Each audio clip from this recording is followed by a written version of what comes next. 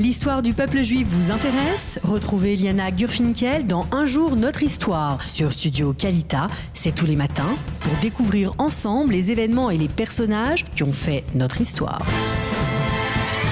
Eliana, bonjour, Boker Tov. Boker Tov, Daniel. Alors, de quoi parlons-nous ce matin ? Eh bien, j'avais plusieurs options, Oui. Il faut dire. J'aurais voulu parler... aujourd'hui, il y a 13 ans, Mahmoud Abbas a été élu de façon démocratique pour un mandat de 3 ans. Donc, cela fait 13 ans qu'il a été élu pour un mandat de 3 ans. Donc, j'aurais pu parler de ça. Et j'ai décidé de vous parler d'autre chose. Eh bien, de vous parler de ce qu'on appelle en hébreu « Ameshorer Aleoumi », le poète national qui était Chaim Nachman Bialik. Exactement, qui est né à la date d'aujourd'hui. Et donc, c'est de lui dont je vais vous parler ce matin. Alors, Chaim Nachman Bialik est né, il est né aujourd'hui en 1873 en Russie et il est mort le 4 juillet 1934 à Vienne. Il grandit dans une famille pauvre. Il connaît bien dans son enfance la misère et les privations. Et après avoir fréquenté le Cheder, donc cette école religieuse pour enfants, il va entrer dans la célèbre yeshiva de Volozhin. Et c'est là d'ailleurs qu'il va fonder avec sa camarade une association sioniste secrète qui s'appelle Netzach Israël, donc l'éternité d'Israël. Alors bien entendu, elle est secrète parce que les autorités religieuses de l'époque et bien entendu de la yeshiva considèrent le sionisme à cette époque d'un mauvais œil, bien que le fondateur de la yeshiva de Volozhin n'était pas à ce point anti-retour à Sion comme on a pu le dire. Alors très vite, il va prendre conscience que ce n'est pas dans ce monde qu'il rêve d'appartenir. Il va étudier 18 mois et ensuite il va quitter la yeshiva afin de s'installer à Odessa. Alors il faut décrire à l'époque ce qu'est Odessa, c'est bien entendu le carrefour culturel. La Jérusalem de la Russie, exactement, de l'Empire russe ou la Jérusalem de l'Orient. C'est un carrefour culturel et c'est une ville mythique dans lequel il éprouvera un amour sans limite.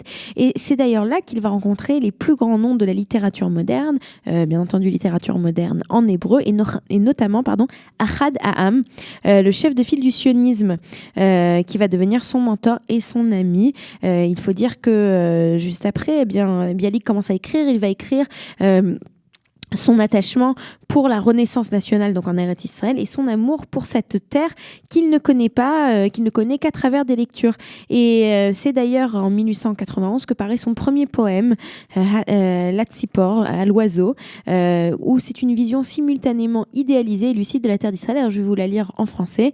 Je salue ton retour, charmant oiseau, qui des terres du soleil reviens à ma fenêtre. J'ai tant aspiré à entendre ton doux chant, depuis qu'un jour d'hiver tu quittas ma demeure.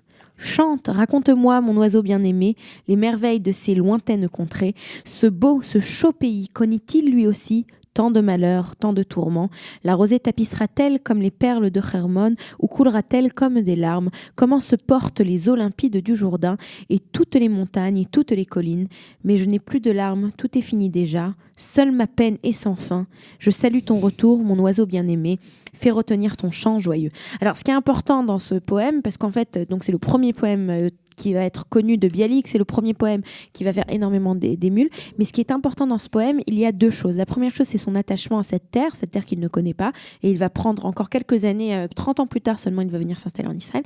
Et la seconde chose, il parle de malheur, de tourment. Il faut savoir que l'écriture de Bialik est une écriture quelque part très russe, qui ressemble beaucoup à la littérature russe, et où Bialik s'identifie au personnage tourmenté de Dostoïevski. Quand vous connaissez un petit peu la littérature russe, c'est parfois pas très sympathique et plutôt mélancolique. Et c'est ce qu'il va rédiger. Il va donc continuer à écrire. Il va enseigner l'hébreu. Il va créer un cheder moderne, donc où on donne une éducation hébraïque moderne aux enfants juifs. Plus tard, il va créer la maison d'édition Moria, il va devenir le rédacteur littéraire du mensuel Achiloach.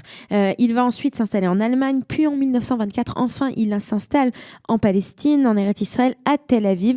Et c'est là en fait que très rapidement son œuvre littéraire va devenir une activité nationale, puisqu'il est considéré par tous comme le plus grand poète hébreu des temps modernes. Il va donner, comme je vous l'ai dit un peu plus tôt, avec puissance une expression à la misère de son peuple et son aspiration à la libération. Il faut savoir que le premier poème de Bialik n'avait pas été écrit en hébreu, mais a été écrit en yiddish.